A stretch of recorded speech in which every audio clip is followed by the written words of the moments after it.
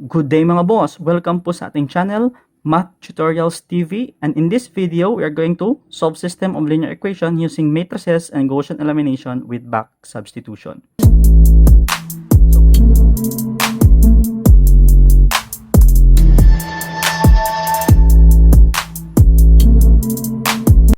So may given po tayo mga boss, system of linear equation, we have three equations.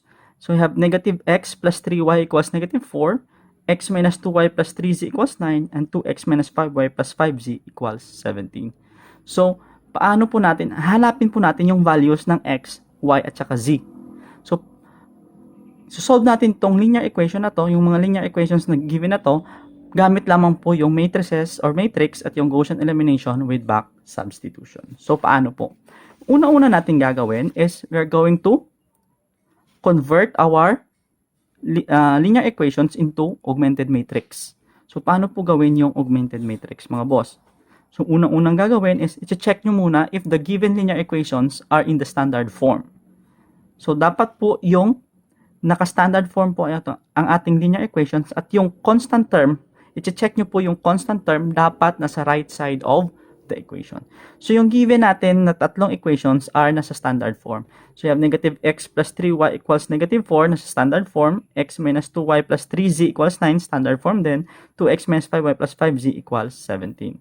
So, after nyo na-check kung nasa standard form ng mga boss, so, ang gagawin nyo lang para ma-convert nyo siya sa augmented matrix is kukunin nyo lamang yung coefficient or numerical coefficient ng bawat terms.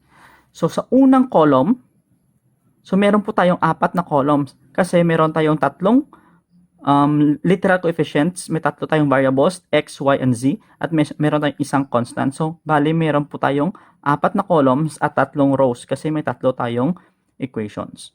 So, sa first column is yung column ng coefficient ng x. So, sa unang equation, we have the coefficient of negative x, that is negative 1. The coefficient of 3y, that is 3. Then, wala tayong z sa first equation. So, it means to say that our z is 0. Pag wala pong z, it means 0 po yung kanyang numerical coefficient. Next, we have negative 4 is our constant. Second term, ang coefficient ng x ay 1. Ang negative 2y is negative 2. 3z is 3. At saka yung constant natin is 9. For equation 3, we have 2, negative 5, positive 5, at yung constant is 17. Yun, mga boss, ito na po yung augmented matrix ng ating system of linear equation. So, ang gagawin natin next, mga boss, is ita-transform natin itong augmented matrix natin into a row echelon form. So, ano po ba yung row echelon form? So, ituturo ko po yung step-by-step process paano siya gawing row echelon form. Una, mga boss, is gagawin nating first entry ng first row is 1. Dapat magiging 1 yung first entry ng first row. Tapos, yung lahat ng nasa ibaba niya ay magiging 0 na yung mga entries. Okay? Then, after that, gagawin nating 1 na naman yung entry ng second row at sa second row, second column, dito. Yung entry dito, gagawin din nating 1 yon. Tapos, yung sa bottom niya, sa ilalim ng 1, dapat 0 din. At saka, yung entry sa third row at third column is magiging 1 din. So, yung pattern ng 1 is para nakaslant siya. Yun yung gagawin natin, mga boss. So, magamit tayo ng elementary row operations, may tatlong pwede lang tayong gawin. Una is we can interchange two rows. Pwede po nating ma-interchange yung dalawang rows. Pangalawa, we can multiply a non-zero constant to a row. Okay? And the third, we can add multiple of rows to another row. So, yun lang po yung tatlong pwede natin gawin when we use elementary row operations in matrix or matrices. So, let us start, mga boss. So, ang first natin gagawin is hahanap tayo ng paraan na magiging 1 yung first entry ng first row at first column. So, dito. So, kung manotice nyo, mga boss, yung sa ilalim ng negative 1 is positive 1. So, according sa row elementary operations, we can interchange two rows. So, pwede nating i-interchange so that yung first entry natin dito is 1. So, ang gagawin natin is we're going to interchange row 1 to row 2. Okay? So, interchange na natin mga boss yung row 1 at row 2. So, yung row 1 natin magiging 1, negative 2, 3, 9. So, yung row 2 natin is magiging negative 1, 3, 0, negative 4. Yung row 3 natin is ganun pa rin mga boss. Okay? So, yung ginawa lang natin mga boss, interchange row 1 to row 2 para yung first entry natin sa row 1, column 1 is 1. Okay? Next mga boss, ito yung magiging basihan na natin yung row 1 para ma-zero na natin yung sa ibaba ng 1. So, unahin natin yung negative 1. So, negative 1. So, paano natin ma-zero ito? Kung makikita nyo, yung row 1 natin, yung first entry ng row 1 natin is 1. Pag inad natin dito sa negative 1, ilan ba yung sum? Tama, 0. So, in other words, pwede nating i-add yung row 1 sa row 2 para ma-change yung row 2. So, we can add row 1 plus row 2 to change row 2. So, yung ma-change na mga boss is yung row 2. So, hindi na mag-change yung row 1. Ganun pa rin. So, i-add natin 1 plus negative 1, that is 0. Negative 2 plus 3, that is 1. 3 plus 0, that is 3. 9 plus negative 4 is 5. Yung row 3 natin, ganun pa rin mga boss. Copy lang natin. Okay. And next, so ito naman yung gagawin nating 0, yung 2. So dito rin tayo ulit babase sa row 1. So dito may 1 tayo. Ang first entry ng row 1 is may 1 tayo. So ang gagawin natin is, kinakailangan, once pag-add natin ng row 2, is yung ng row 1 sa row 3 is mazi-0 yung 2. So ang gagawin natin is, gagawa tayo ng paraan or magmumultiply tayo ng isang number sa row 1 na yung sagot sa first entry nito is the additive inverse of 2 para pag in-add natin is magiging 0 siya. So, anong additive inverse ng 2? That is negative 2. Tama. So, mumultiply na natin sa 1 ng negative 2 para maging negative 2. So, once we multiply negative 2 to row 1, yung row 1 natin is magiging negative 2. Negative 2 times negative 2 is positive 4. Negative 2 times 3 is negative 6. And 9 times negative 2 is negative 18. So, yun yung mga boss. Ito yung kalalabasan pag nag-multiply tayo ng negative 2 sa row 1. Okay. So, ang gagawin natin is we will multiply negative 2 to row 1. And we're going to add to row 3 to change row 3. So, row 3 lang ma-change mga boss. So, yung row 1 natin is ganon pa rin. Yung row 2 natin ganon pa rin. So, yung row 3 natin, pag multiply natin negative 2 sa row 1, ito na yung rows natin. So, i-add na natin negative 2 plus 2, that is 0. 4 plus negative 5, that is negative 1.